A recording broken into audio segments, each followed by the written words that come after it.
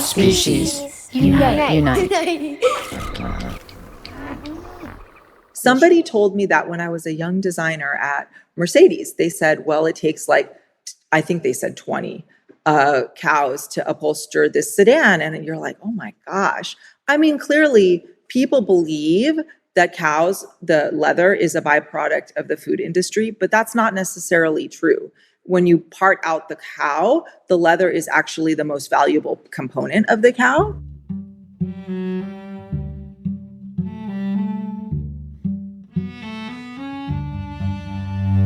Hi, I'm Elizabeth Novogratz. This is Species Unite. We have a favor to ask. If you like today's episode and you have a spare minute, could you please rate and review Species Unite on Apple Podcasts or wherever you listen to podcasts? It really helps people to find the show.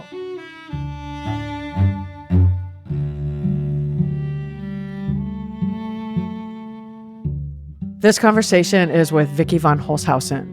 Vicki is a former car designer who decided to make a vegan leather that could rival animal leather. After much research and many experiments, she and her team developed a sustainable leather alternative.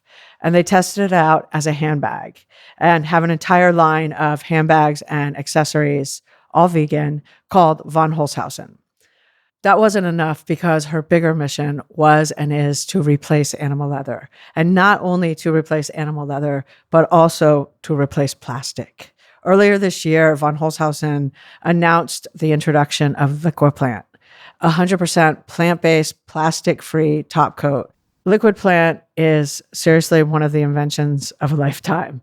It can replace plastic top coats in all kinds of materials, including synthetic leather, paper, wood, plastic, and fabric.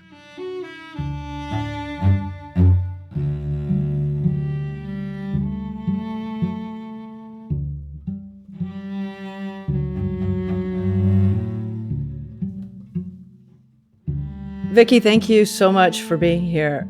I want to talk about von Holzhausen, but I want to start really at the beginning because you have such a cool story. It hasn't been a straight line. But I can definitely say that I was born to be a designer. And, some people just come out fully formed and they know what they want to do. I love design. Somehow I, serendipitously was raised next to the #1 design school in the country at the time, called Art Center College of Design. I was raised in Pasadena. When I was a little older, in my early, tweens, I was able to attend this sort of program called Saturday High, which is designed for high school students to get a taste of the arts and the design fields. So you could take figure drawing, you could take industrial design, you could take intro to automotive design. And so I started applying and taking these fun Saturday classes. I fell in love, and much to my, I went to an all-girls prep school. Much to their dismay, I was like, no, I'm not going to normal college. I'm going to design school. And I got in, and I guess that rest is history. You had a mission. Yeah. And then you later worked for Mercedes and Audi, right? Was there something in between that? It was cool because at that time, Art Center had a campus in Switzerland where the students could go and get exposed to European design, and that changed everything. Definitely the Americans and the Europeans had different design aesthetics, and the Americans had a real marketing flair and maybe a little more commercial. And then the Europeans were much more engineer minded and thinking through, of course, the environment has always been at the forefront of European design because the countries are small and they have to deal with their trash. They have to deal with their resources much more so than we do here. And I fell in love with that as well. And I went to the Swiss campus. I went to work with Audi. Audi was at that moment the forefront of design. And so I started there. Then I went to Mercedes, also an incredible company, really valued engineering. I feel definitely it was engineering first there, and which teaches you a lot. So your ideas have to work, they have to work well, but you can work within this power of those boundaries. And then the Americans at the time really wanted to learn from what the Europeans were doing, I think. And so I was asked to come to General Motors. They were opening a new, exciting design studio in North Hollywood. I was ready to move back to California, and I took a job there. And that was really exciting because I was able to win programs that took me to Detroit, which meant I was working on advanced concepts that I won projects in the studio in LA. And they're like, okay, if you want to see it through to reality, Wow. you can go to Detroit and, spend 2-3 years there and see it through to the, car on the road. So I did that. I actually worked on like 5 different cars in Detroit. 2 of them became production cars. 5 of them were show cars. So it was an exciting time, like no sleep, work all weekends, like live your life in some basement without windows, sketching all day and night. But that's what young people should do, I guess. And then how did you go from cars, you were so in it and so successful. Like what made you stop? Well, okay, so it kind of runs its course, right? Like the European moment ran its course. The fact that I had done all the show cars and then production cars, and it kind of runs its course. And I think a lot of people that do these things, people that start businesses, people that kind of do this type of work, they kind of say, okay, I've done that. What's next, right? So I feel, well, next was actually children. For me, it was like a moment where I took time off and I had my 2 kids. And then you have to sort of like think about what's next. Like, do I really want to go back to like the all-nighters, working all weekend, winning these car projects, traveling? And I just didn't see that as a feasible next step for me. But in also the bigger picture, like, what can I do with the information that I learned, right? And paralleling that, I haven't eaten meat since I've been 19. And I really cared deeply about trash. I'm like obsessed with trash. I'm one of those people like that sits up and thinks about like, does anything really get recycled? And the answer is actually no, but that's a whole nother conversation we can get into. Sure. And, I started kind of like connecting the dots. And so I thought about, how do I express this? And the exciting way to express these ideas is really through the voice of beautiful products. So I started the brand using, the information I had at the time. What are great materials to build a fashion collection out of? At the beginning, it was a whole company of one. I did everything: the design, the manufacturing, customer service, working with contractors to build out a website. I did everything. And that's why it's been a slow growth. So this is 2014, 15, my second was born in 14. I started my business plan. 2015, I launched the website in November and started selling like a handbag. So you didn't want to go back in full force, but you went back in full force. In 2014, the materials that were available to you, what were they like? I went back to the auto industry and I said, okay, some companies are starting to use alternatives to leather. It's like vinyl, polyurethane, right? So they're 100% plastic materials, but some of them were quite beautiful. Like they felt like leather. So why use leather? They were durable. And well, actually, at the beginning, I bought leather and I thought, okay, let's look at what automotive grade leather looks like. Then I transitioned very quickly to alternatives because they looked just as good as leather.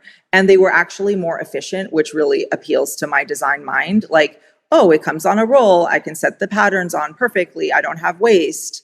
It's more cost effective. It's more, it just works, right? So when you work with rolled goods and you can make any color you want and all of that. I started working with automotive grade, or I thought, automotive grade plastic, polyurethane, so-called vegan leather.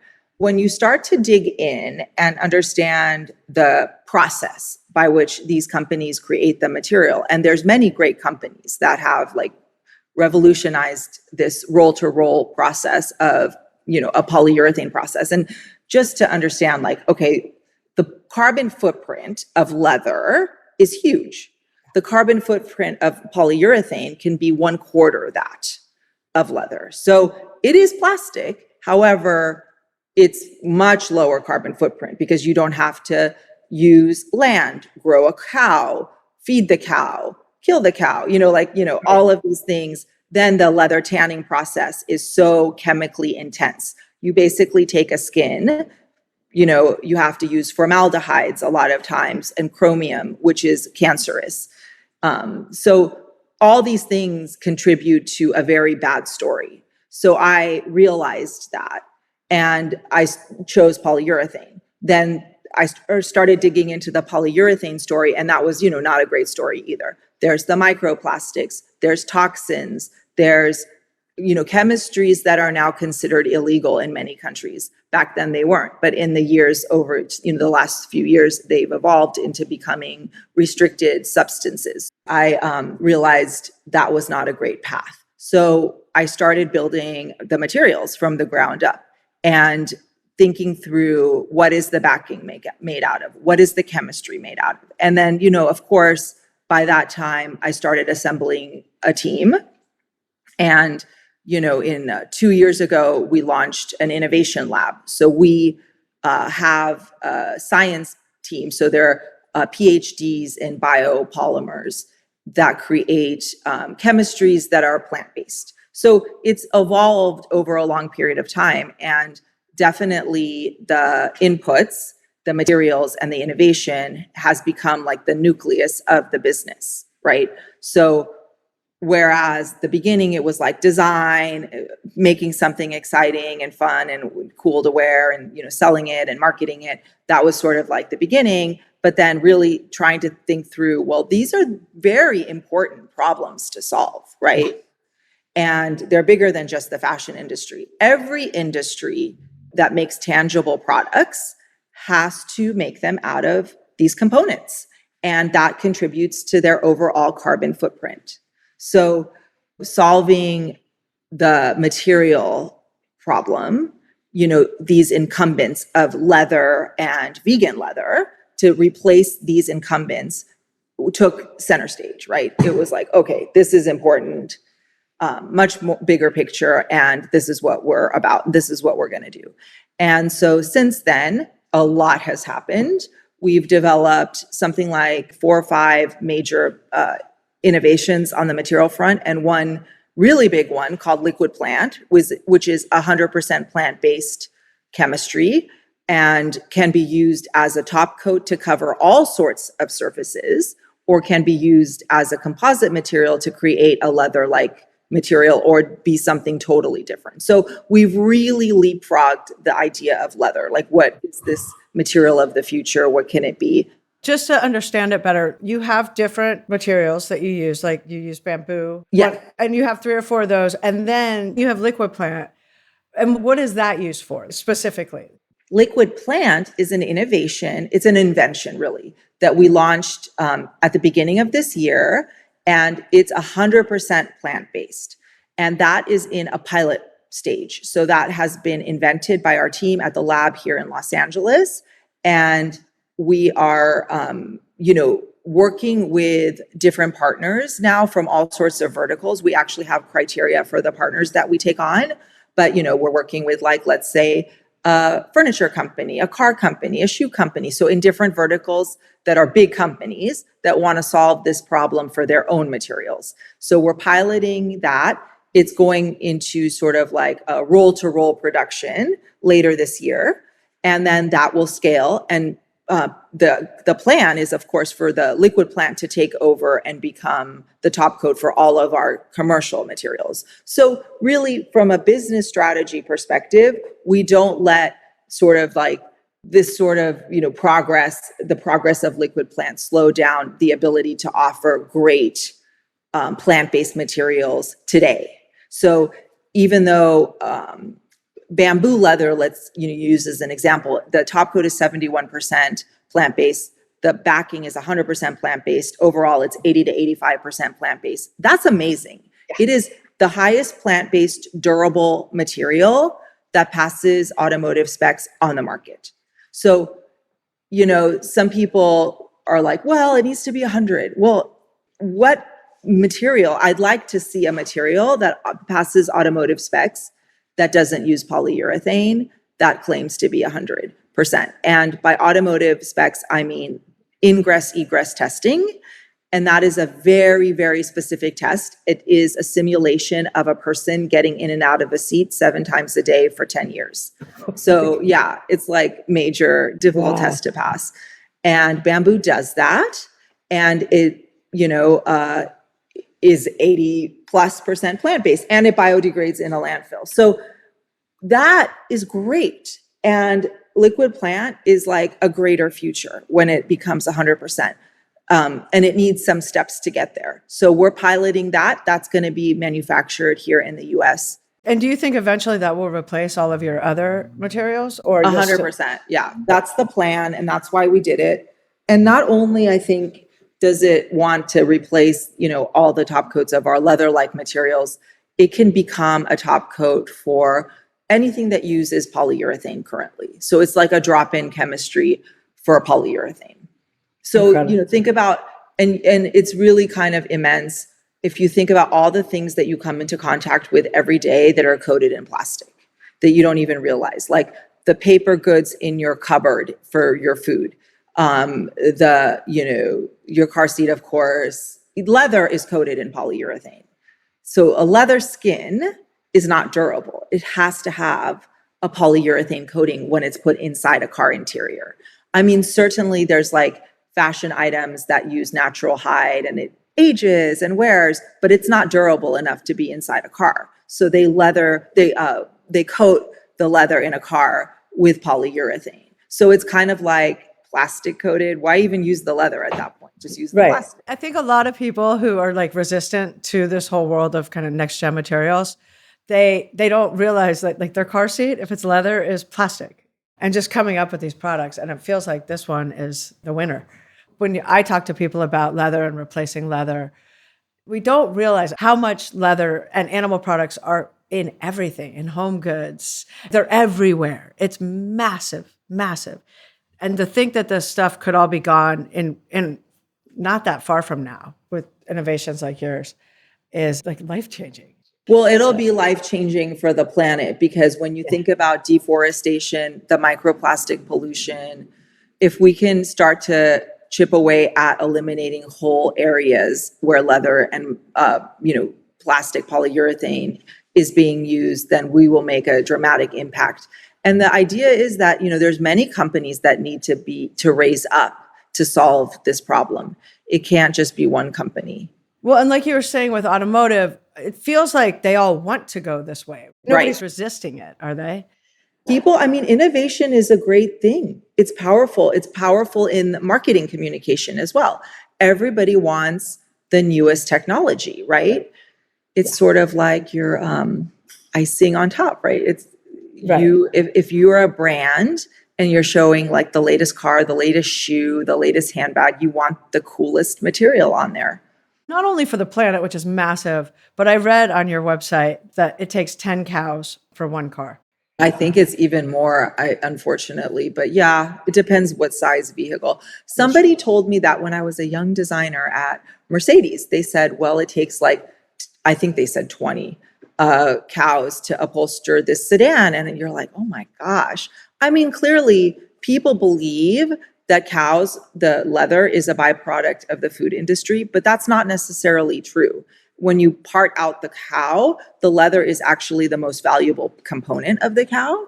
But we want to minimize, people love eating meat, and I'm not against that.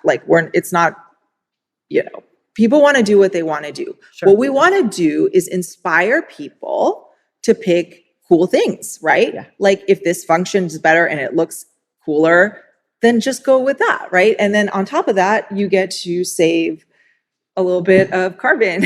I think that is how we change the world, giving the world better options. Yeah, right? exactly. It's not telling them what to do, for sure. You mentioned really quickly a little while ago, biodegradability. Will you talk about your materials and how this all works with biodegradability? Liquidplant, I think, is a great example, but I can also talk about bamboo leather.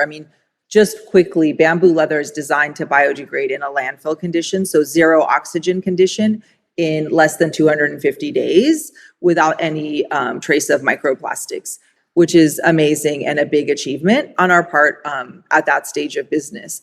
But then we came up with the Liquidplant invention, and Liquidplant is a fully circular solution. So Liquidplant is made out of linseed oil, castor oil, sugar, and so those inputs are chemically modified on the molecular level to be cross-linked, so they're very strong. And then the backing for that is made out of agricultural waste, which is also really an interesting idea, because agricultural waste starts with a negative carbon footprint, because normally they burn agricultural waste. So you capture that component there. And so, and by the way, our chemistries, we actually are using a process in which we capture carbon. And so they are potentially, we haven't tested it yet because it's early days, but they are potentially carbon negative. So we have these chemistries that are made from plants and simple ingredients that are readily available and abundant. And they create the material, and then the material creates a product.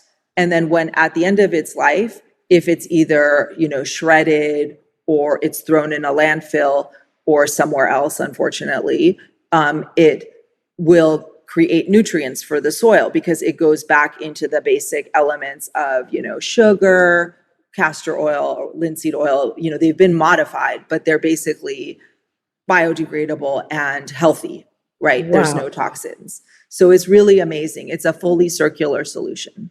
We really need to be thinking in that way, because plastic, is so easy to make and it's so cheap, and that's why everybody uses it. It functions so well.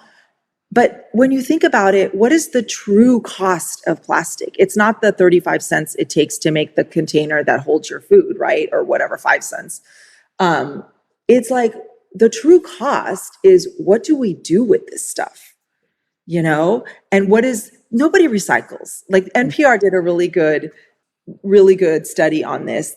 I remember hearing about it, and I need to find the reference, but they're basically tracing how much stuff really gets recycled. And recycling is, first of all, put onto the consumer to be responsible for, right? Which is already unfair. And it just isn't happening. We're taking all this effort to separate and recycle, and yet it's not happening. And when it does happen, it's inefficient. Plastics are not made in a pure way. They're blended. All sorts of polymers are blended together. It's impossible to separate them and to bring them back into a new plastic, right? And that process is incredibly toxic, because of all the chemistries used to create the new plastic out of the old plastic. It's expensive and toxic. So, biodegradability and the importance of that is huge. And companies have to be responsible at this point. When they design something, when they make a new product, they have to be accountable for what happens to the product at the end of the life of that product. And that is the true cost of the product, and the cost to humanity. As generations get smarter and things get more transparent, there's got to be more demand in a real legal way. It needs to happen where companies are responsible for the life cycle of their products, because the way it is now, we've just created this monster. Okay, one of the coolest side things I found on your website, this candle. And what does vegan leather smell like? Can you talk about that? Well, people have a very emotional connection to leather. And it's kind of like what I'm talking about with people want to eat meat, right? They're emotionally attached to these things, right? And with leather, they think about, oh, that beautiful vintage leather jacket I have, or my Porsche interior, smells so good, right? By the way, it's plastic that you're smelling, and the off gas of that. But anyway, or the tanning, right? The tannins. We thought about that, and that with technology, you can infuse the emotion and the memories back with a beautiful scent. And we worked with a wonderful company from France called Lola James Harper. And the founder, he's a very renowned perfume maker and has made scents for like an incredible, like some hotels in Paris and Selfridges, I think, like these major stores and hotels and also people.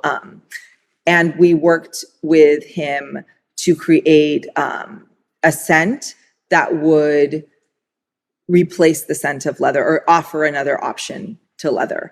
And it was for bamboo.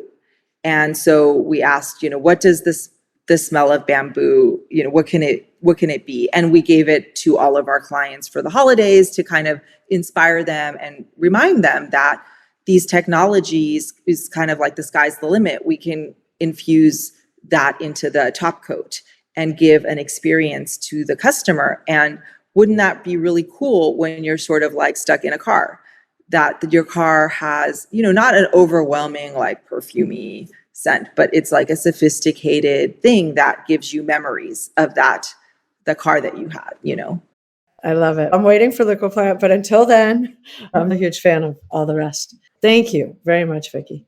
Oh my gosh, thank you.